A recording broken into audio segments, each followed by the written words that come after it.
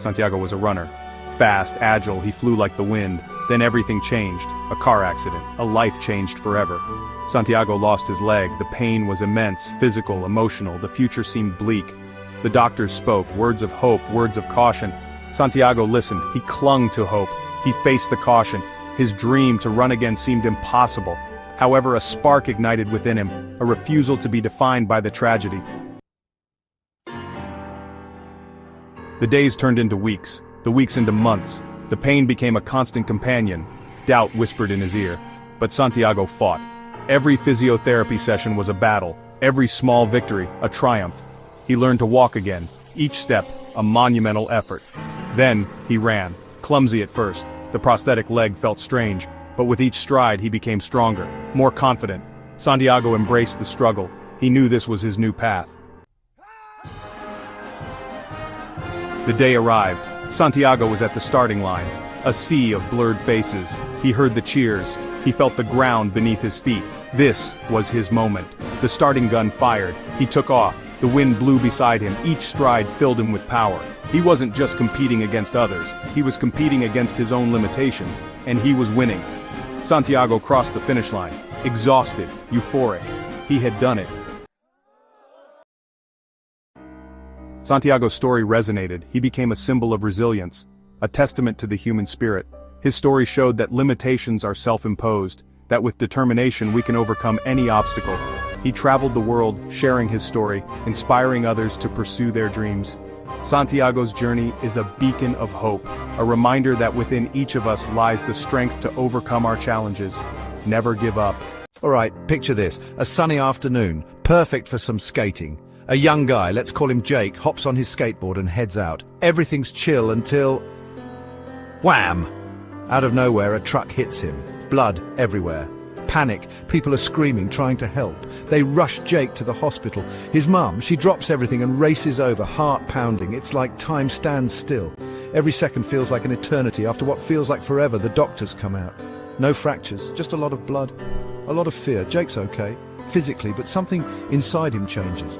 A shift in perspective. As he walks out of that hospital, he's not the same. He feels different. He looks at his mum, her face a mix of relief and worry. And he makes a promise to take better care of himself, to be more cautious. From that day, Jake becomes more conscious of his actions. Every move is calculated, every ride, every trick he thinks twice. He's more careful, more aware. So what about you? Next time you hop on your board, remember Jake. Think about your safety.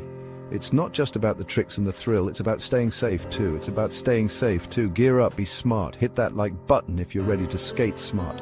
And subscribe for more stories that make you think. Stay safe out there, guys. Emma stared at the spreadsheet, numbers blurring into a sea of sameness. Her heart ached for color, for the feel of a paintbrush in her hand. Instead, her days were filled with reports and meetings, her creativity stifled in the gray cubicle farm. She always loved art. Since childhood, it was her escape, her voice, her truth. But somewhere along the way, doubt crept in, whispering insidious lies. "You're not good enough," it hissed. "Your art is nothing special. Stick to the safe path." Emma, crippled by fear and the weight of societal expectations, listened. She traded her canvases for a stable paycheck, her dreams for the perceived security of a corporate job. Deep down, a flicker of her old self still yearned to break free.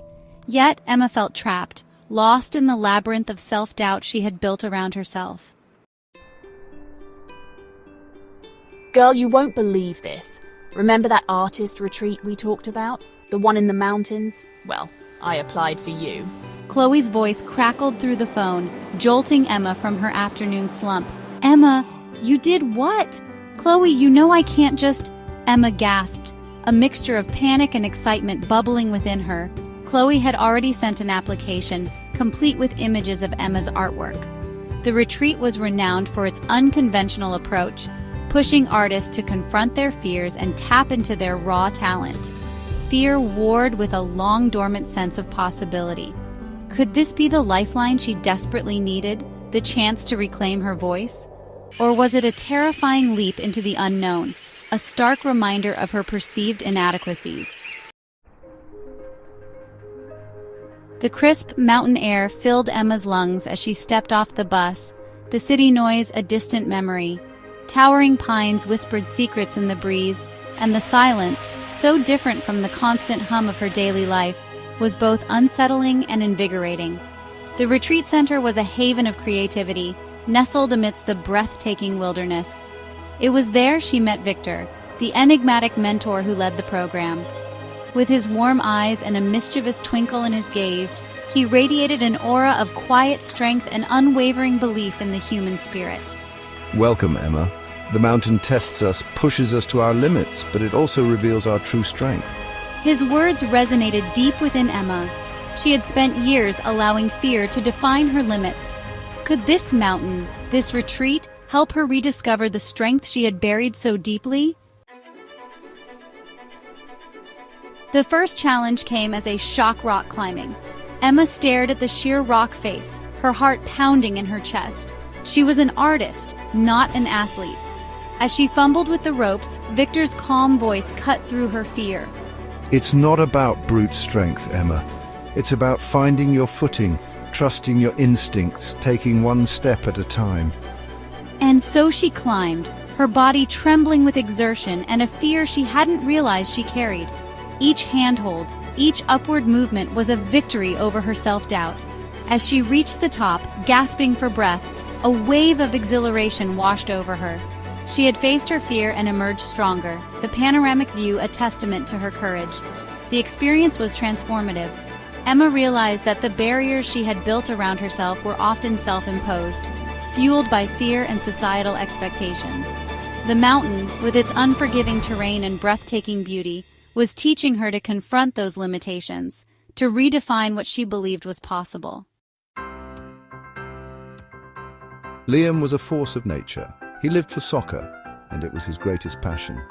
Every day after school, he'd race to the park, his worn-out soccer ball tucked under his arm, eager to play. His laughter echoed across the field as he dribbled past his friends, his joy evident in every move. He played with such passion, such joy that it was impossible not to be drawn in by his enthusiasm. His energy was infectious, drawing in everyone around him, making the game more exciting for all. Liam had a smile that could light up a room, a smile that made everyone feel welcome.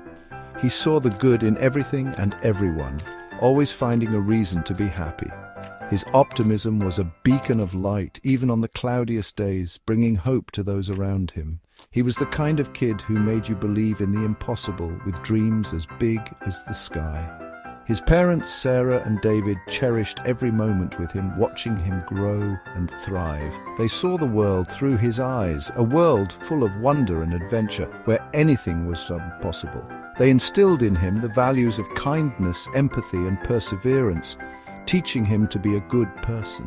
Little did they know how important those values would become, shaping his future in ways they could never imagine. One day, Liam's boundless energy seemed to vanish, almost as if overnight. He was constantly tired, his usual exuberance replaced with a quiet fatigue that worried everyone around him. At first, they thought it was just a cold or the flu, something that would pass with time and rest. But when his fatigue lingered for weeks, Sarah and David knew something was seriously wrong. The doctor's visit started like any other, with routine questions and a physical examination. Liam sat patiently, his leg bouncing nervously, sensing the gravity of the situation. But as the doctor spoke, the color drained from Sarah's face, her worst fears coming true. The word leukemia hung heavy in the air, shattering their perfect world into pieces. The news hit Liam hard, like a weight he couldn't lift. He didn't understand the complexities of the disease, but he understood one thing. He was sick, and it was serious. Fear flickered in his eyes, a fear he'd never known before, a fear that gripped his young heart. But even in the face of this terrifying new reality, Liam's spirit refused to be extinguished, showing a bravery beyond his years. The hospital became Liam's new field, a place where he would fight his toughest battles. The nurses and doctors, his new teammates, were always by his side, offering support and care. He faced chemotherapy with the same determination he brought to the soccer field, never backing down. He refused to let the treatments break his spirit, always maintaining a hopeful outlook. He started a journal, filling it with inspiring quotes and stories of courage, documenting his journey. He would read them aloud, his voice a source of strength for himself and everyone within earshot, spreading hope. Even the darkest nights will end and the sun will rise, he'd say, quoting Victor Hugo, believing in a brighter future. His words, spoken with such conviction, resonated deeply, touching the hearts of everyone who heard them. Nurses would pause in the hallway, listening to his voice, drawing strength from his unwavering optimism and courage. Liam's optimism was contagious. He befriended the other children battling their own illnesses. He'd tell them stories, share his journal entries, and remind them that they were not alone in their fight. He became a beacon of hope in the sterile hospital environment. His story spread beyond the hospital walls. People in his community rallied around him, organizing fundraisers and sending messages of support. Liam's fight had become their fight. And then a miracle happened. Liam went into remission. The news spread like wildfire, filling the hospital with a collective sigh of relief and tears of joy. Liam's battle had been won.